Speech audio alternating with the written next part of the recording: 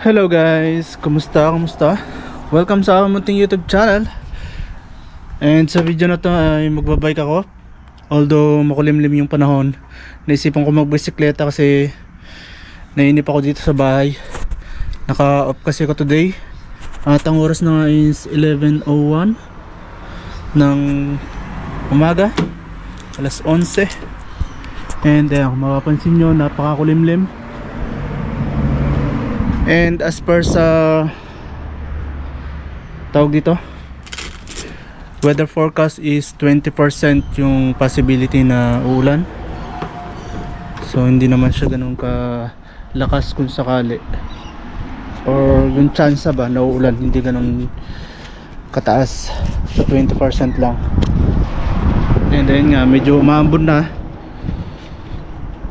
So magbabike tayo ngayon para exercise and palipas sa oras na rin. So bali dala ko rin pala yung drone. Tetestingin natin kung makapagpalipad tayo ng drone. Hanap tayo ng lugar na pwede tayo magpalipad ng drone, kasi matagal na rin yung last time na nagpalipad ako ng drone. Nasa Pilipinas pa ako nung nagbakasyon. Kaso nga lang yung footage na nakuha ko hindi matino. Kasi parang anong nangyari yata is hindi calibrated yung gimbal nung drone. So ang pangit nung naging footage. Sayang lang, ang ganda ng lugar, kaso nga lang yun. So ngayon tatry natin magpalipad ng drone. Hindi maaraw ngayon pero yung simoy ng hangin napakalamig. Talagang mararamdaman mo na makapit sa balat mo yung lamig. Kahit mga naka long sleeve ako, ramdam ko pa rin yung lamig. Whew.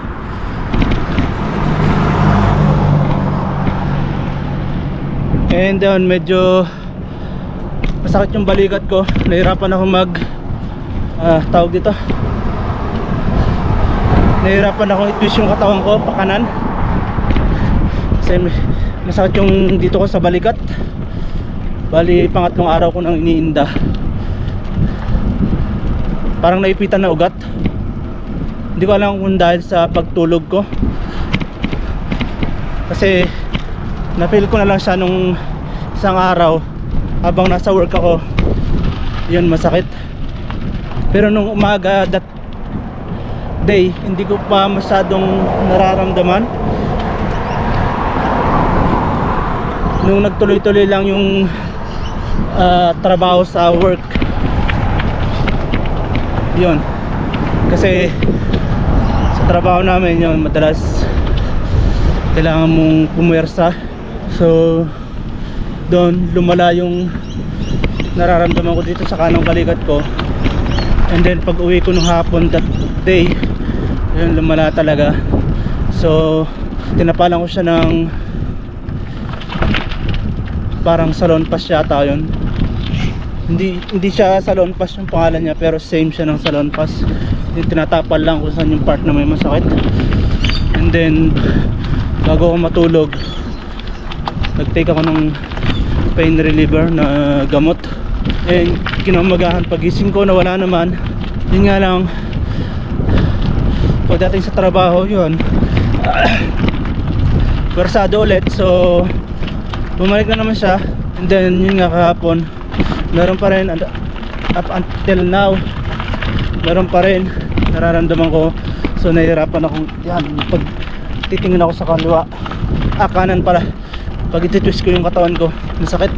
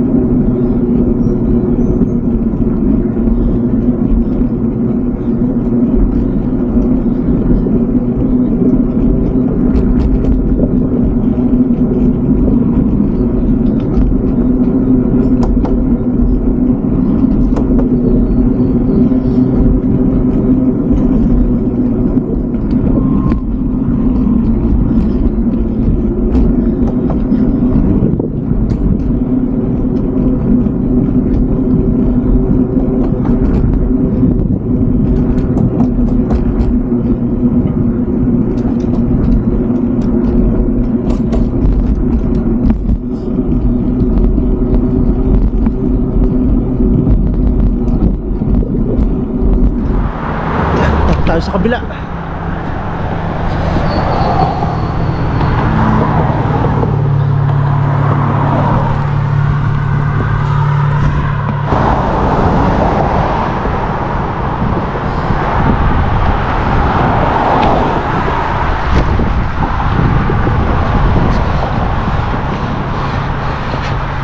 Yan, napapansin nyo, maaraw na.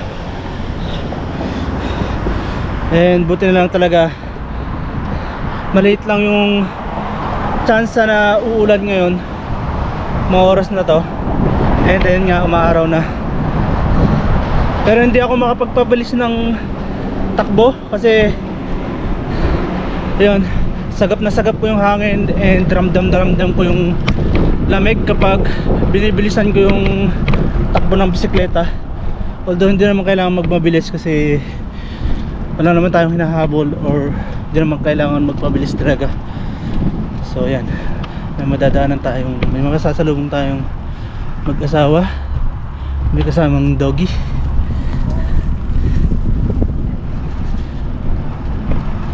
Ano mat? Yeah. Thank you. See ya.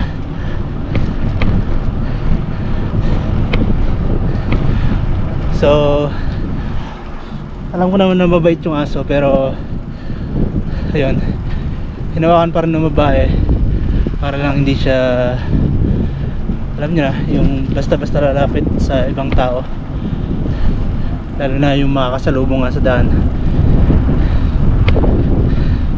And dog lover din tayo, kaya hindi tayo masyadong natatakot kapag may nakikita tayong mga dogs, lalo na kapag alam natin na yung dogs na makikita natin or masasalubong natin is alam natin na alaga talaga. So nandito tayo ngayon sa tabing ilog sa Queen Elizabeth Park. Buti na lang talaga maaraw, and kahit pa paano nababawasan yung lamig kasi nakakasagat tayo ng init mula sa araw. And ito yung isang gusto ko rin gawin. Yan yung tatambay sa ganitong lugar. And isa rin sa mga pinapangarap ko is yung magkaroon ng camping van. Yan, or kaya naman yung trailer van. And kung mapapansin nyo, ang daming mga wild duck and then mga seagull na ibon. And andito ka ako ngayon sa Queen Elizabeth Park, tabing ilog siya. And kung mapapansin nyo, ayan yung tulay palabas na ng Tari dito sa lugar namin. Kapag tawid mo dyan sa tulay na yan, ibang lugar na siya, hindi na siya sakop ng Tari. At ang tulay nga na yan ay tinatawag na Martin Bridge. So try natin pumunta doon kasi alam ko may lugar na pwede kang lumakad papunta ron. So tingnan natin kung ano yung meron doon. So ito ang view dito guys. Ayan ang itsura nya. Hindi ko alam kung may tao dyan sa tent na yan. Possible na yung nasa lubong natin kanina, kasi mukhang pabalik siya. Nakita ko pabalik na rin siya dito. So hindi ko alam kung may tao dyan sa loob.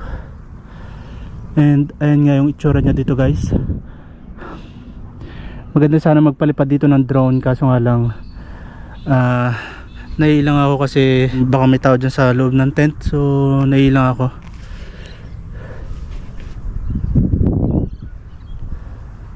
So ito ang Manning River, napakalawak na ilog.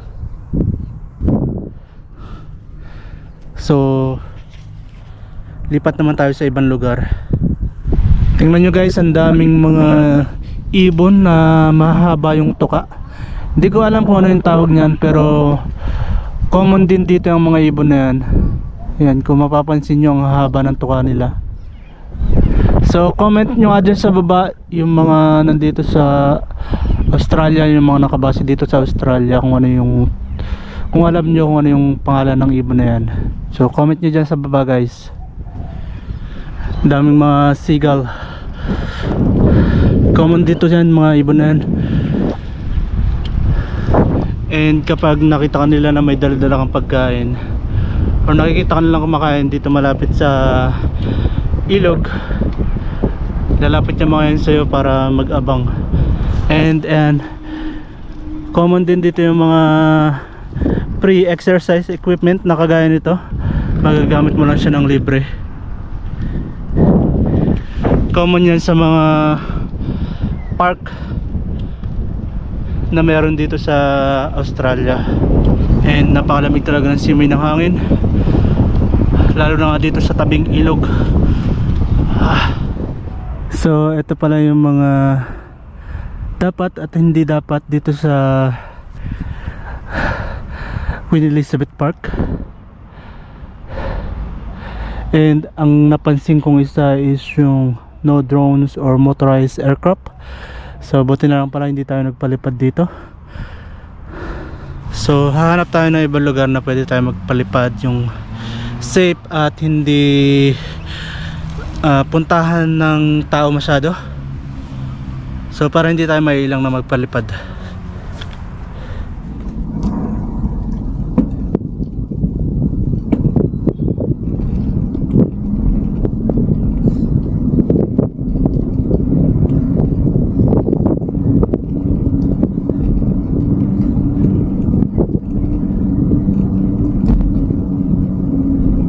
Tingnan nyo to guys, napakaraming mga wild duck and merong mga ilang-ilan na mga kalapate. Tapos yun nga, ang dami ng mga seagull, yung ibon na kulay puti. And napakalaki ng puno na to guys. So, ang ganda sana maglagay ng tree house dito, pero possible hindi allowed na maglagay ka ng tree house dyan kasi iniingatan nila yung mga puno na kagaya niyan. And for sure lahat ng mga puno sa ibang lugar din is iningatan nila. So hindi ka basta-basta pwede mag set up na mga treehouse nga. Yun, lumipad yung 3 kalapate, sumunod pa yung 2, and napakarami nga ng seagull. So tingnan natin kung aalis sila kapag lumapit tayo dun sa may parting may lamesa na yan. Ayan, mga wild duck yan guys. And napaka common din dito yan, makikita mo lang yan pag-alagala, kung saan lang sila naghahagilap ng kanilang makakain.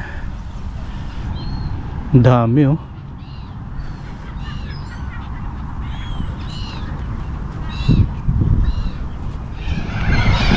Ang daming mga parrot dito guys. Ang dami oh.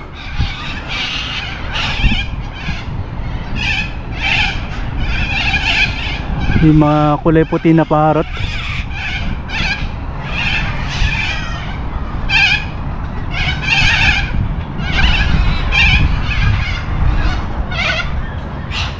Ang dami.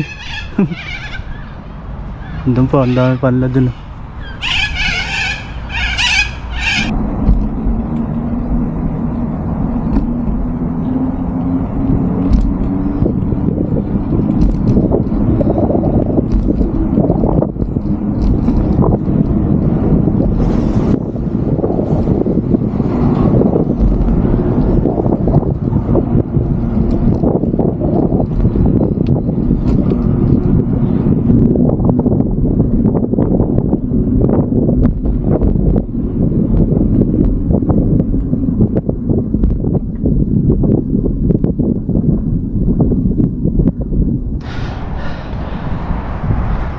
So ayan, nandito ako ngayon sa pinakadulo ng Queen Elizabeth Park.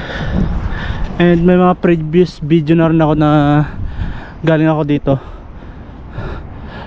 Yung mga nakarang bike vlog ko, dito rin ako nagpupunta. And ayun nga, nalagpasan na natin yung Martin Bridge. Dito sa part na to pwede kang mamingwit. Pwede rin naman doon sa nadaanan natin, pero madalang yung nakikita kong namimingwit.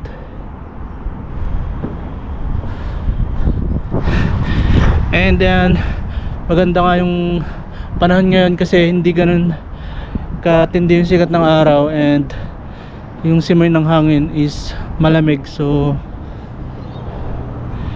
hindi ka masyadong pagpapawisan. And akit tayo dyan sa paahon na yan. Susubukan natin akitin kung kakayanin. Medyo mataas yan. Na try ko na minsan yan na akitin ng nakabike. Hindi pa ito yung bike na gamit ko, yung isang bike na nabili ko, yung unang bike na nabili ko. Pero yung pangalawang attempt ko, gamit na yata ito, hindi ko naahon kasi nag-alangan ako and hindi ako nakapag-ship ng gear. And then napadaan tayo sa putihan kanina kaya medyo madumi yung gulong.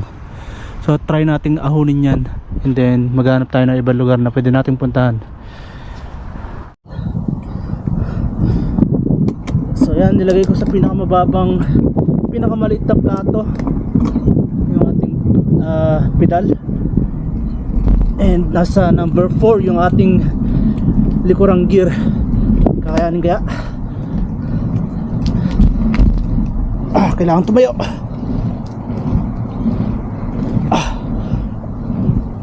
Konti na lang. Kinaya naman guys. Yan. And now dito tayo sa kaliwa. Uy, yun lang. Tingnan pa akong sumemplang. Tumuko dito sa pinaka may part na hindi pantay yung semento, and napapreno ko sa harap, kaya pagtukod dun sa sementong hindi pantay, yun, nag-stuck up dun, umangat yung likod na likuran. And then isang simbahan dito, Christian church.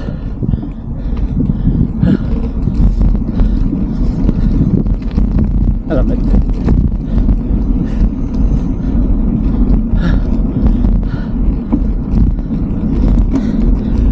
So kinaya naman ahunin yung napakataas na paahon na yan.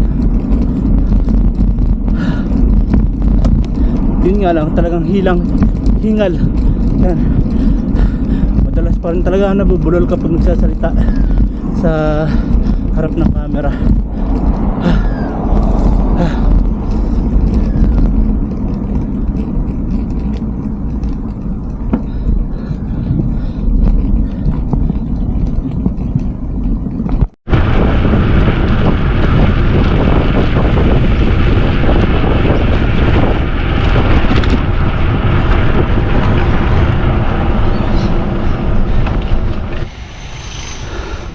So merong daungan ng maliliit na boat dito guys, boat or kayak, and then yung Martin Bridge.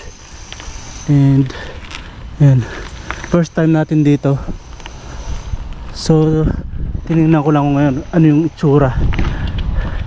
And then nga, ayun yung nakita natin, merong daungan ng maliliit na speedboat, kayak, and ito na yung pinaka dead end sa lugar na to. La Vista, La Vista. So private property syempre, so hindi na tayo nagtagal. Ganda ng bahay na to, pataas siya, and ang ganda ng view kapag nandun ka sa veranda. So ayun guys, makulimlim na naman dito sa part na to, and then napa dilim ng kalangitan doon sa part na yun, and unti-unti nang umambon. Hopefully lang wag lumakas kasi wala tayong masisilungan, mababasa tayo ng ulan. And then medyo paahon tong dinadaanan ko na to, kaya hingal naman talaga. And mukhang hindi ako makapagpalipad ng drone kasi mahangin. So mahirapan tayong mag-control, and baka kung saan mapabagsak ng ating drone. So alanganin, And then medyo malakas nga yung ulan sa part na yun kung saan tayo pupunta sana. Malakas na yung ambon. So babalik tayo. Ito sana yung lugar na titingnan natin na magpapalipad tayo ng drone. Kaso nga lang yan, medyo lumalakas yung ulan dito. Nag-uumpisa na. So babalik tayo dun. Hanap na lang tayo ng ibang ruta. Dito siguro, pasok tayo dito. Walang ya. Oh ayan, lumakas na nga yung ulan. And ang masama, yung pinasukan ko is dead end.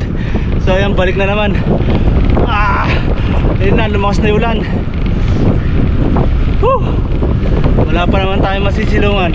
Hindi tayo basta-basta pwedeng sumilong sa mga bahay-bahay dito. Baka ma-trespassing tayo. Ayan, dumaan lang.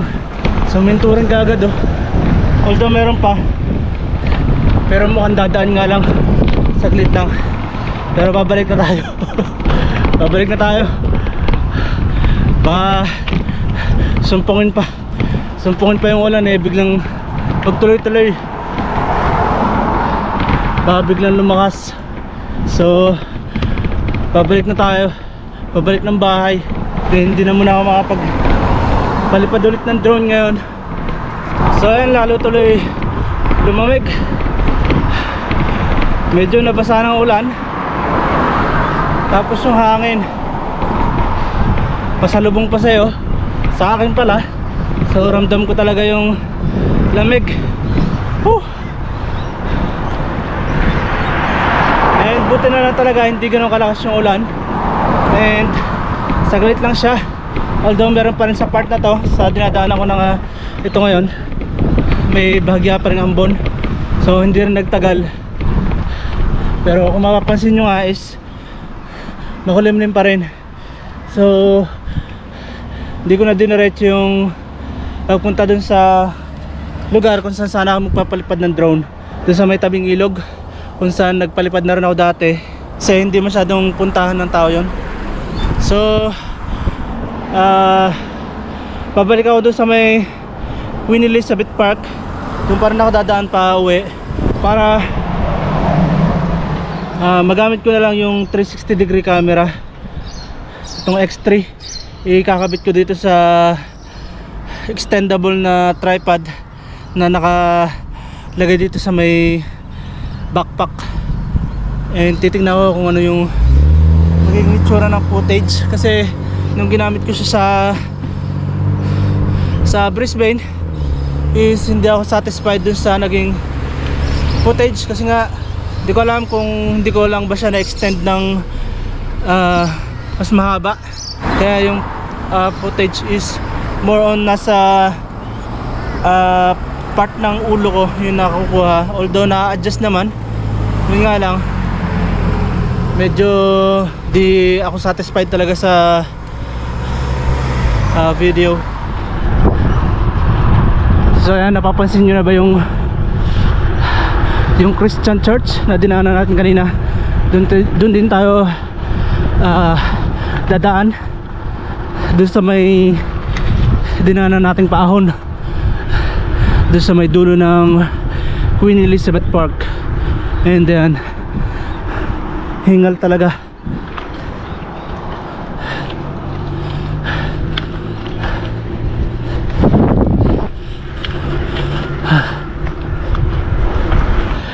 So ayun pala yung pangalan ng simbahan na to, St. John's Anglican. Nabubulalaw. St. John's Anglican Church. Nabubulalaw sa hingal. St. John's Memorial Hall. So nag-stop over muna ako dito kasi yan, medyo hinihingal ako.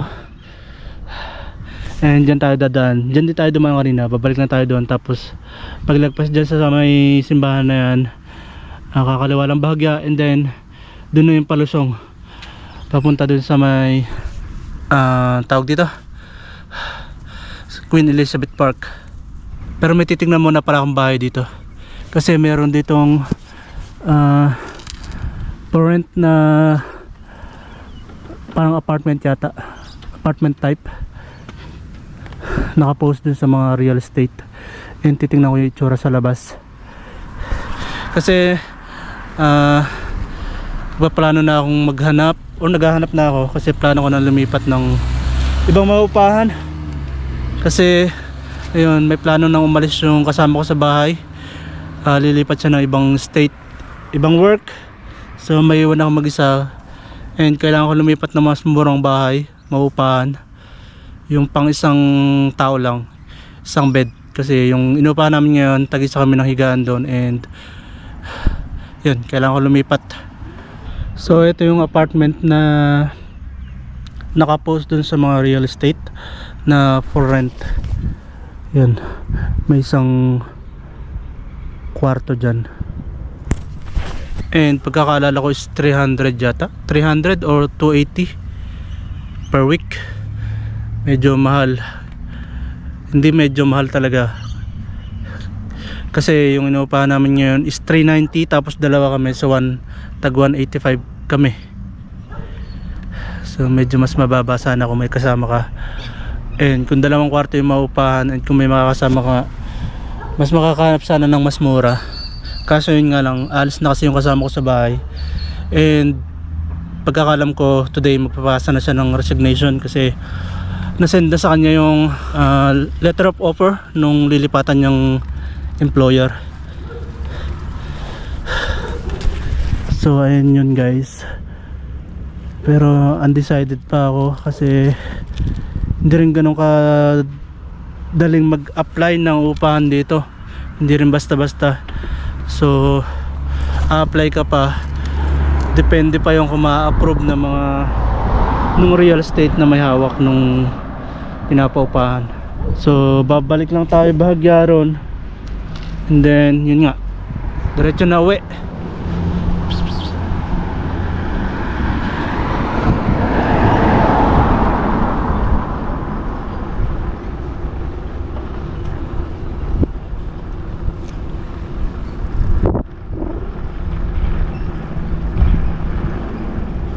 So ayun guys, nandito na ulit tayo sa may dulo ng Queen Elizabeth Park. Ayan, pababa yung inahon natin kanina. And then may Martin Bridge. And kung mapapansin nyo doon, merong kukumpuni ng mga drainage yata, hindi ako nagkakamali. Or tawag dito, parking siguro. And kung mapapansin nyo, ayan, naka-set up na rin pala yung aking 360 degree camera. And kung mapapansin nyo, ang haba ng extendable na tripod na yan, mas mahaba siya kumpara dun sa may invisible na selfie stick nitong original na, I mean yung original na selfie stick ng Insta360 na ginagamit ko dati. Mas mahaba pa ron. Ayan, kung mapapansin nyo. So ipe-play ko lang siya. Yun lang. Kailangan ko ulit ibaba. Kailangan ko ulit tanggalin yung bag para lang ma-play ko yung recording. And pe-play ko lang siya tuloy-tuloy hanggang makalagpas ako ng Queen Elizabeth Park para makuhanan niya yung buong Queen Elizabeth Park.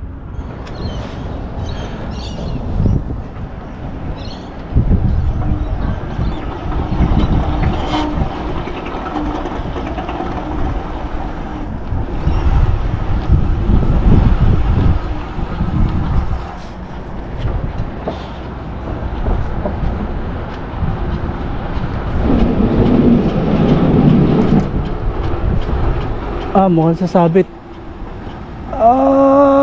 Boom. Sabit. Sabit.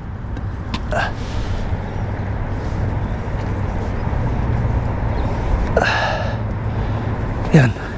Sumabit siya guys. So extend ulit natin sa pinakamahaba.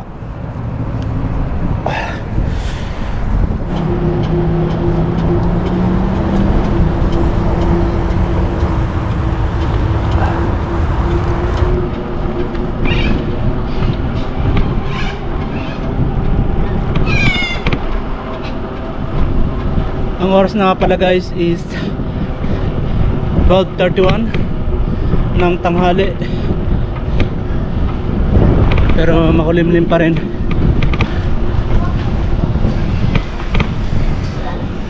And tamang tama pag uwi ng bahay, kain ng tanghalian, and then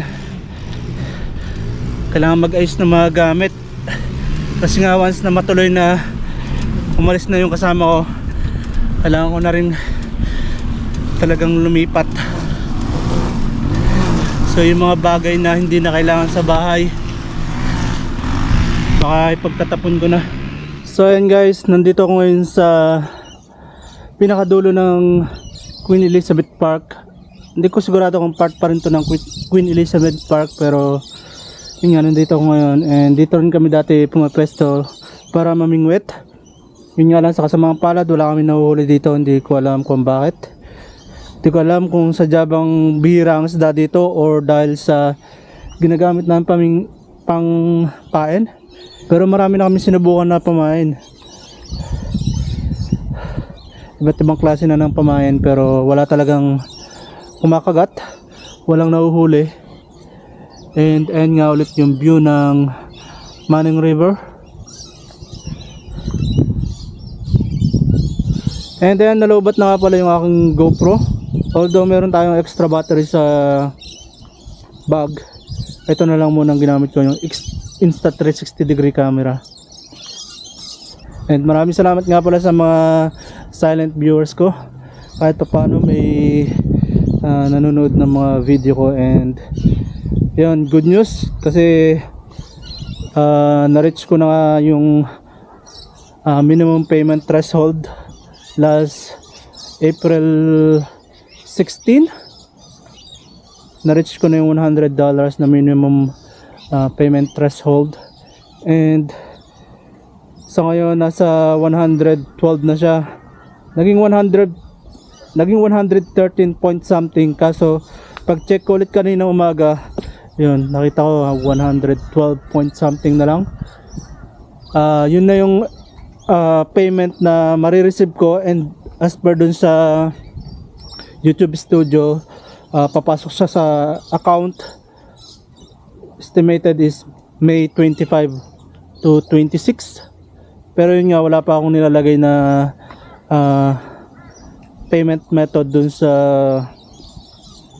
aking YouTube AdSense. Although meron naman tayong may lalagay, hindi ko pa lang nilalagay. And at the same time, wala pa rin kasi akong update dun sa pin para dun sa ano ba tawag dun? Verification ng YouTube AdSense. So wala pa akong ma-input. Hindi ko alam kung paglagay ko ng aking payment method or yung bank details is papasok siya kahit na wala yung pin. So sa mga sumasahod na dyan or sa mga first time na sumahod sa YouTube, share nyo naman kung ano yung naging proseso, kung papasok ba yung payment kahit na wala pa yung verification code or yung pin na manggagaling sa Google AdSense. So comment nyo naman dyan sa baba sa mga sumasahod na dito sa YouTube. And dun nga pala tayo galing kanina. Kung mapapansin nyo, ayun yung tent na naka set up kanina. So dito ko na lang itatry na magpalipad ng drone. Wala namang ibang tao dito. And yun, di ganong kalakasan yung hangin dito compared dun sa mismong sentro ng Queen Elizabeth Park kanina, medyo mahangin. So tatry natin magpalipad ngayon.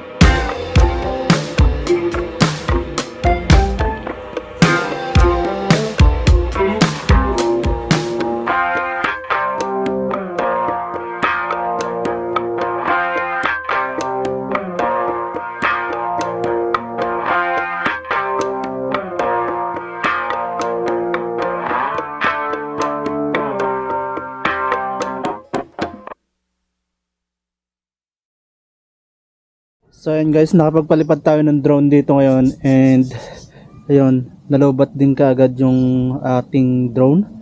So hindi pa naman totally fully drain yung battery, meron pang 19%, kaso nga lang nagwa-warning na siya na kailangan mo na siyang landing, kasi baka mapalanding ko saan, lalo na tubig yung yung tapat nung pinagtaasan ko kanina. So diyan ko siya nalanding kanina, dito sa part na to, and then nailanding ko naman na maayos, and then liligpit na lang natin, and then uwi na tayo. So kahit pa paano nakapagpalipad tayo ng drone, nakapag-practice tayo kung paano magpalipad, and yun, buti na lang wala ibang taong dumating dito. So ayan, kikip ko na lang to, liligpit ko, and then yun, dire-diretso na tayo uwi.